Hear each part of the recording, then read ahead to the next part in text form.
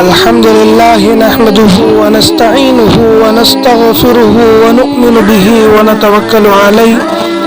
ونعوذ بالله من شرور أنفسنا ومن سيئات أعمالنا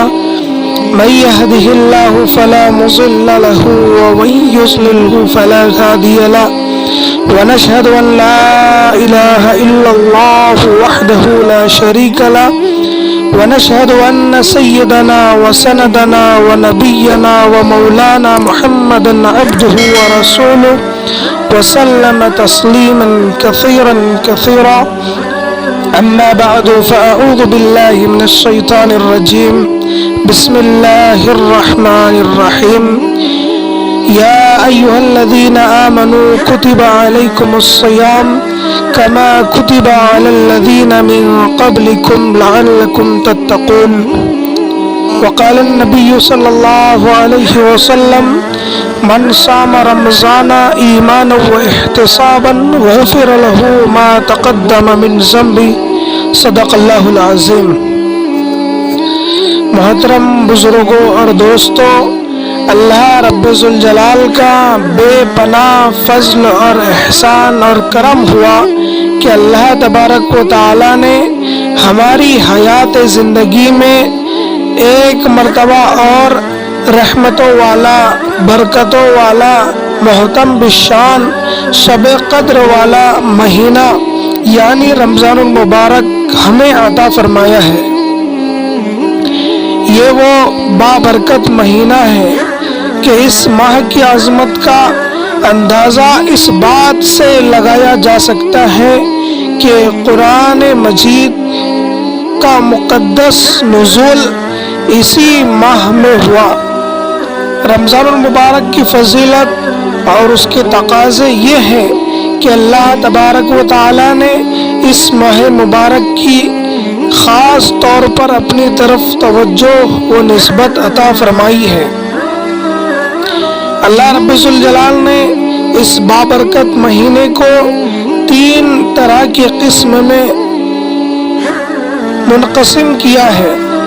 رمضان المبارک کا پہلا عشرہ رحمت، دوسرا عشرہ مغفرت اور اسی طرح تیسرا عشرہ جہنم سے آزادی کا ہے. رمضان کی اہمیت کے بارے میں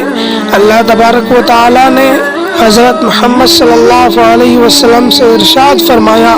اگر مجھے آپ کی امت کو جہنم میں ہی جلانا ہوتا تو رمضان جیسا مقدس مہینہ میں کبھی بھی نہ بناتا. جب رمضان المبارک کا چاند نظر آتا تو آپ صلی اللہ علیہ وسلم فرماتے تھے کہ یہ چاند خیر و برکت کا ہے، یہ چاند خیر و برکت کا ہے. میں اس ذات پاک پر ایمان رکھتا ہوں جس نے تجھے پیدا فرمایا. اب قرآن پاک کی آیت کا ہم ترجمہ کرتے ہیں کہ یا ایھا الذین آمنوا کتب علیکم الصیام کما کتب علی الذین من قبلکم لعلکم تتقون. اللہ تبارک و تعالی قرآن پاک میں ہم سے مخاطب ہو کر فرماتا ہے کہ اے لوگو، تم پر روزے فرض کیے گئے جس طرح پچھلی امتوں پر روزے فرض کیے گئے تھے. اور روزے کا مقصد صرف یہی ہے تاکہ تمہارے اندر پرہیزگاری آ جائے، تقوی آ جائے، اللہ کا ڈر پیدا ہو جائے. روزہ رکھنے کا مقصد ہرگز یہ نہیں کہ بھوک اور پیاس میں رہا جائے اور نفسانی خواہشات سے بچا جائے. ہاں، روزے کا مقصد تو یہ ہے، لیکن روزے کا اصل مقصد یہ ہے کہ ہمیں اللہ کا ڈر آ جائے. ہماری یہ جو زندگی ہے، یہ زندگی اللہ کے حکموں کے مطابق، نبی پاک صلی اللہ علیہ وسلم کے بتائے ہوئے طریقے کے مطابق ہمیں گزارنا آ جائے. یہ اصل مقصد ہے کہ روزہ اس لیے رکھا گیا تاکہ ہمارے اندر تقوی، پرہیزگاری، اللہ کا ڈر، اللہ کے حکموں کی اطاعت، نبی کا طریقہ ہماری زندگی میں آ جائے. یہ ہرگز نہیں کہ اللہ تبارک و تعالیٰ کو ہمیں کیا ملے گا بھوکا اور پیاسا رکھ کر. یہ ہرگز ہمارے ذہنوں کے اندر اور ہمارے خیالوں میں نہ آئے، بلکہ بس اللہ کا حکم آ گیا، بس ہمیں کسی طرح کوشش کر کر اللہ کے حکم کی تعمیل کرنی ہے. حضرت جبرائیل علیہ السلام نے دعا کی کہ ہلاک ہو جائے وہ شخص جس کو رمضان کا مہینہ ملے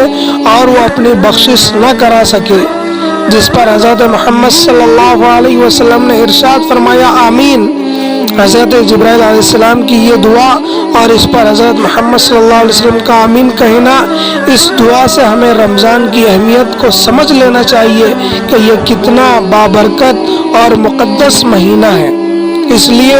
رمضان المبارک میں ہم خاص طور پر اللہ کی زیادہ سے زیادہ عبادت کریں، اور ابھی سے ہم ارادہ کریں کہ ہم رمضان المبارک کے پورے روزے رکھیں گے۔ آج اللہ کے فضل و کرم سے پہلا روزہ گزر گیا، لیکن ہم یہاں سے یہ بھی ارادہ رکھیں کہ عید تک کے ہم جو مکمل 29 روزے ہو یا 30 روزے ہو، ہم پورے روزے خاص طور پر اللہ کی عبادت کو، اللہ کے حکم کی تعمیل کرتے ہوئے اس روزوں کو رکھیں گے اور زیادہ سے زیادہ اللہ کی عبادت کریں گے اور قرآن پاک کی تلاوت کریں گے۔ یہ اللہ رب العزت نے خاص طور پر اس امت کے لیے رمضان المبارک کا مہینہ عنایت فرمایا، جیسا کہ اوپر میں نے کہا کہ اللہ تعالیٰ نے نبی پاک صلی اللہ علیہ وسلم سے فرمایا کہ اے محمد صلی اللہ علیہ وسلم، اگر آپ کی امت کی بخشش نہ کرانی ہوتی تو میں کبھی بھی رمضان المبارک جیسا مقدس مہینہ اس امت کو عطا نہ کرتا۔ رسول اللہ صلی اللہ علیہ وسلم نے دوسری جگہ ارشاد فرمایا کہ رمضان کی جب پہلی رات ہوتی ہے تو شیاطین کو بند کر دیا جاتا ہے اور مضبوط باندھ دیا جاتا ہے، اور سرکش شیاطین جنات کو بھی بند کر دیا جاتا ہے، اور دوزخ کے دروازے بند کر دیے جاتے ہیں، اس کا کوئی بھی دروازہ نہیں کھولا جاتا، اور بہشت یعنی جنت کے دروازے کھول دیے جاتے ہیں اور اس کا کوئی بھی دروازہ بند نہیں کیا جاتا جب تک کہ رمضان المبارک کا مہینہ گزر نہ جائے۔ اور ایک آواز دینے والا آواز دیتا ہے، اے نیکی کے طالب آگے بڑھ، نیکی کا وقت ہے، اے برائی کو کرنے والے اور برائی کو چاہنے والے اور برائی سے رک جا اور اپنے نفس کو گناہوں سے باز رکھ، کیونکہ یہ وقت گناہوں سے توبہ کرنے کا ہے اور ان کو چھوڑنے کا ہے اور خدا تعالیٰ کے لیے ہے، اور بہت سے بندوں کو اللہ تعالیٰ معاف فرماتے ہیں دوزخ کی آگ سے بحرمت اس ماہ مبارک کے، اور یہ آزاد کرنا رمضان شریف کی ہر رات میں ہر شب قدر کے ساتھ مخصوص نہیں ہے۔ روزہ وہ عظیم فریضہ ہے جس کو رب ذوالجلال نے اپنی طرف منسوب فرمایا ہے، اور قیامت کے دن رب تعالیٰ اس کا بدلہ اور اجر بغیر کسی واسطے کے بذات خود روزے دار کو عنایت فرماتے ہیں، روزہ رکھنے والے کو عنایت فرماتے ہیں، جس کے متعلق اللہ نے قرآن پاک میں خود فرمایا الصوم لی، کہ روزہ تو میرے لیے ہے، وانا علی اجزی بھی، اور اس کا بدلہ میں خود دوں گا۔ اب مثال کے طور پر سمجھا جائے، اگر کسی شخص نے فرض نماز ادا کی تو اس نماز پڑھنے پر فرشتے لکھ دیں گے کہ اس شخص نے فرض نماز ادا کی، تو فرض نماز ادا کرنے کے عوض میں 3,35,54,432 نیکیاں اس کے نامہ اعمال میں لکھے جائیں گے۔ لیکن اگر کسی شخص نے روزہ رکھا تو روزے دار کا روزہ ثواب جو اللہ تعالیٰ اسے دیتے ہیں تو یہ لکھا نہیں جاتا، بلکہ اللہ تعالیٰ فرماتے ہیں کہ الصوم لی، کہ روزہ تو میرے لیے ہے اور روزے کا بدلہ میں خود دوں گا۔ آپ نماز پڑھ لیں، حج کر لے، زکوٰۃ ادا کر دے، یہاں تک کہ اور بھی بڑے بڑے احکام اللہ تعالیٰ کے پورے کر لے اور بھی بڑے بڑے نیک اعمال کر لے، لیکن اس کا بدلہ فرشتوں کے ذریعے لکھا جائے گا۔ لیکن رمضان المبارک کے روزے کا بدلہ تو اللہ تعالیٰ خود اپنے ہاتھوں سے دیں گے۔ حدیث مبارک میں ہے کہ رمضان شہر اللہ، کہ رمضان کا مہینہ اللہ کا مہینہ ہے، جس سے پتہ چلتا ہے کہ اس مبارک مہینے سے رب ذوالجلال کا خصوصی تعلق ہے، جس کی وجہ سے یہ مبارک مہینہ دوسرے مہینوں سے ممتاز اور جدا یعنی الگ ہے۔ رمضان ایسا مہینہ ہے کہ اس کے اول حصے میں تو حق تعالی شانہ کی رحمت برستی ہے، جس کی وجہ سے انوار و اسرار کے ظاہر ہونے کی قابلیت و استعداد پیدا ہو کر گناہوں کے ظلمات اور معصیت کی ثقافتوں سے نکلنا میسر ہوتا ہے، اور اس مبارک ماہ کا درمیانی حصہ گناہوں کی مغفرت کا سبب ہے، اور اس ماہ کے آخری حصے میں دوزخ کی آگ سے آزادی حاصل ہوتی ہے۔ اسی لیے اللہ تبارک و تعالیٰ نے یہ مہینہ اس امت کو خاص طور پر عنایت فرمایا ہے تاکہ اس مبارک مہینے کی قدر کرتے ہوئے، خوب اللہ تعالیٰ کی عبادت کرتے ہوئے اس مہینے کو گزارے اور پچھلی جو امتیں گزری ہے ان سے زیادہ ثواب کما سکے۔ اللہ کے نبی صلی اللہ علیہ وسلم ہمیشہ رنج و غم میں ہوتے کہ میری امت کس طرح کامیاب ہوں گی، حالانکہ میری امت کی عمر تو صرف 60 سال 70 سال کی ہے، پچھلی جو امتیں گزری ہیں ان کی امتیں 1000 سال 1500 سال 1500 سال ایسی پچھلی امتوں کی عمر گزری، تو ان کی عبادتیں بھی کتنی زیادہ ہوں گی، تو میری امت کس طرح قیامت میں کامیاب ہوں گی۔ تو اللہ تبارک و تعالیٰ نے یہ ایسا عظیم مہینہ، اور اس مہینے کے اندر ایک رات شب قدر اللہ تبارک و تعالیٰ نے اس امت کو خاص طور پر دی ہے تاکہ اس کی قدر و منزلت کو سمجھ کر بندے، اور خاص طور پر نبی پاک صلی اللہ علیہ وسلم کی امت اس میں خاص طور پر زیادہ سے زیادہ عبادت کر کر، اللہ کو راضی کر کر، اللہ کو منا کر، اور اللہ کی حمد و ثنا، اللہ کی بڑائی، اللہ کی کبریائی بیان کر کر بہت زیادہ ثواب کی حقدار ہوگی۔ حضرت جابر بن عبداللہ رضی اللہ تعالیٰ عنہ سے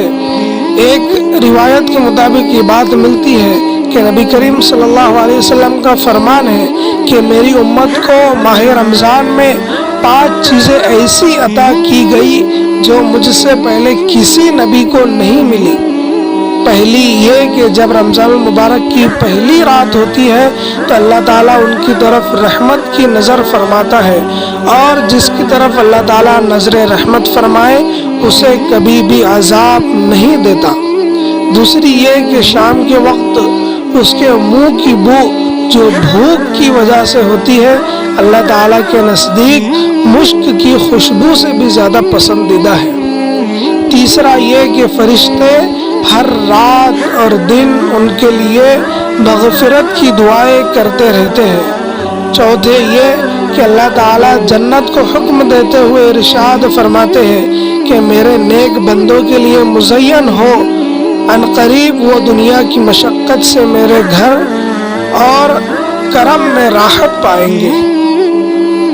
پانچواں یہ کہ جب رمضان کی آخری رات آتی ہے تو اللہ تعالیٰ سب کی مغفرت فرما دیتے ہیں۔ اسی طرح ایک اور روایت سے یہ بات پتہ چلتی ہے کہ جنت کا ایک دروازہ جس کا نام ریان ہے، جس سے قیامت کے دن صرف روزے دار گزریں گے، ان کے علاوہ اس دروازے سے کوئی دوسرا ہرگز داخل نہیں ہوگا۔ حضور اکرم صلی اللہ علیہ وسلم کا ارشاد گرامی ہے کہ روزے دار کے منہ کی بو اللہ تعالیٰ کے نزدیک مشک کی بو سے زیادہ پسندیدہ ہے، گویا روزے دار اللہ تعالیٰ کا محبوب ہو جاتا ہے، اس کی خلوف منہ کی بو بھی اللہ تعالیٰ کو پسند اور خوشگوار ہوتی ہے۔ رمضان کے اس مبارک ماہ کی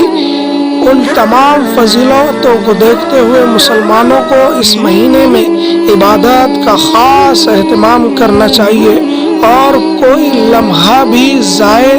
اور بیکار جانے نہیں دینا چاہیے۔ اس مبارک مہینے میں ایسے انداز میں عبادت کو فرض کے طور پر متعین فرما دیا گیا